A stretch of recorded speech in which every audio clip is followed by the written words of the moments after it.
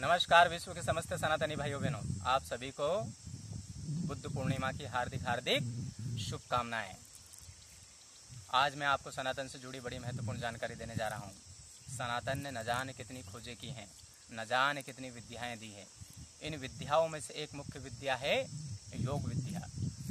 और आज मैं भगवान गौतम बुद्ध पूर्णिमा के माध्यम से आपको ये बताना चाहता हूँ कि भगवान गौतम बुद्ध योग विद्या के जीते जागते उदाहरण है। पूरे विश्व के अंदर शांति फैलाने का अगर किसी ने कार्य किया है तो भगवान गौतम बुद्ध ने किया है। और इस कार्य को वो कर पाए, उसके पीछे जो रहस्य है वो रहस्य है अष्टांग योग का। भगवान गौतम बुद्ध अष्टांग योग का प्रत्यक्ष स्वरूप है। उन्होंने अष्टांग योग को अपने जीवन में धारण किया और इसके माध्यम से पूरी दुनिया के अंदर शांति का पाठ पढ़ाया। पूरा जीवन उन्होंने विश्व शांति के लिए न्योछावर कर दिया और पूरे संसार को बताया योग की शक्ति क्या है। उन्होंने अष्टांग योग को जिस प्रकार से अपने जीवन में धारण किया था, ऐसा आज तक ना कोई कर पाया है और शायद ही कोई कर पाएगा। यदि आप चाहते हैं अष्टांग योग को पूर्ण रूप से देखना चाहते हैं, अष्टांग योग को पूर्ण रूप में देखना चाहते हैं और उसका प्रत्यक्ष परिणाम देखना चाहते हैं, तो आप भगवान गौतम बुद्ध का जीवन परिचय देख सकते हैं, उनके जीवन को देख सकते हैं। उनका जीवन पूरी तरह अष्टांग योग पर आधारित है। उनका पूरा धम्म इसी पर आधारित है। भगवान ने यम और नियम का जिस उत्कृष्ट लेवल पर पालन किया है वो कोई नहीं कर सकता।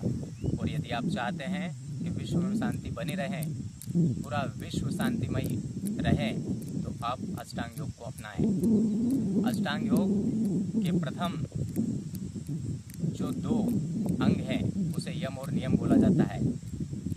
यम और नियम का जिस प्रकार से भगवान गौतम बुद्ध ने पालन किया है वो किसी ने नहीं किया, ना कोई कर सकता है। और यदि कोई कर लेता है तो पूरे विश्व में शांति पुनः व्याप्त हो सकती है।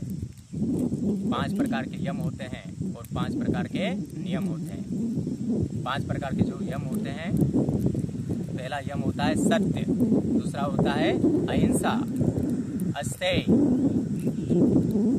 अपरिग्रह और ब्रह्मचर्य। जिस प्रकार से सत्य का पालन भगवान गौतम बुद्ध ने किया है वैसे ही हमें करना चाहिए। जिस प्रकार से अहिंसा का पालन भगवान गौतम बुद्ध ने किया है वैसे ही हमें अहिंसा का पालन करना चाहिए। जिस प्रकार से गौतम बुद्ध ने अस्तेय का पालन किया वैसे ही हमें अस्तेय का पालन करना चाहिए। जिस प्रकार से भगवान गौतम बुद्ध ने ब्रह्मचर्य का पालन किया है वैसे ही हमें ब्रह्मचर्य का पालन करना चाहिए। जिस प्रकार से भगवान गौतम बुद्ध ने अपरिग्रह का पालन किया है वैसे ही हमें अपरिग्रह का पालन करना चाहिए। अब 5 प्रकार के मैं आपको नियम बता रहा हूँ।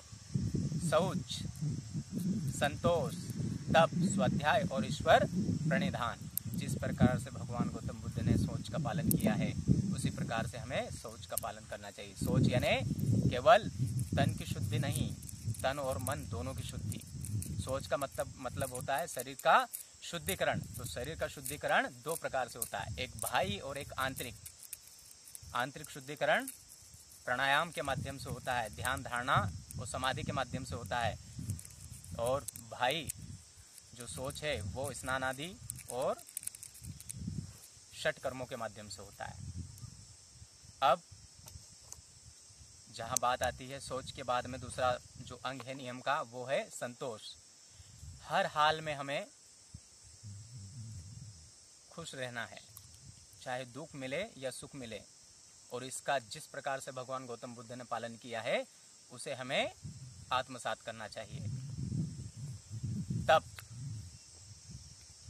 तप का मतलब होता है हमें इस प्रकार से जीवन जीना चाहिए, चाहे जीवन में कितनी बाधाएं आ जाएं, कितनी कठिनाइयां आ जाएं, हमें उससे विचलित नहीं होना है। तो तप का ज्ञान भी हमें भगवान गौतम बुद्ध से मिलता है।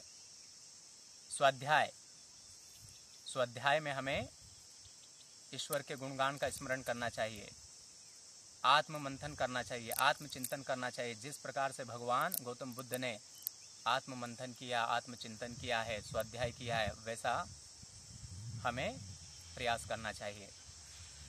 उन्होंने न जाने कितने जन्मों को देखा है, और उन जन्मों को देखने के बाद उनसे जो शिक्षाएं उन्होंने अर्जित की वो पूरे विश्व के सामने उन्होंने रखी।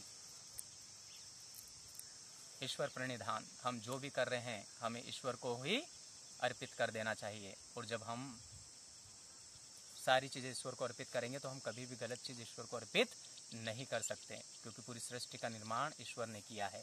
तो जिस प्रकार से ईश्वर प्रणिधान का पालन भगवान गौतम बुद्ध ने किया है उसी प्रकार से हमें भी करना चाहिए। तो मैं कहना चाहता हूँ आज बुद्ध पूर्णिमा के माध्यम से, आज इस विशेष दिन के माध्यम से, कि भगवान गौतम बुद्ध का स्वरूप यदि आप देखना चाहते हैं, भगवान गौतम बुद्ध का पूरा जीवन वृत्त यदि आप समझना चाहते हैं, तो अष्टांग योग से बेहतर कोई दूसरा विकल्प नहीं है।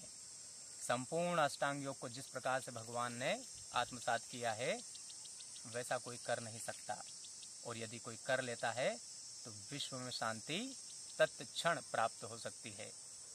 तो योग अपनाएं, योग करें, अष्टांग योग को जानें, उसके नियमों का पालन करें।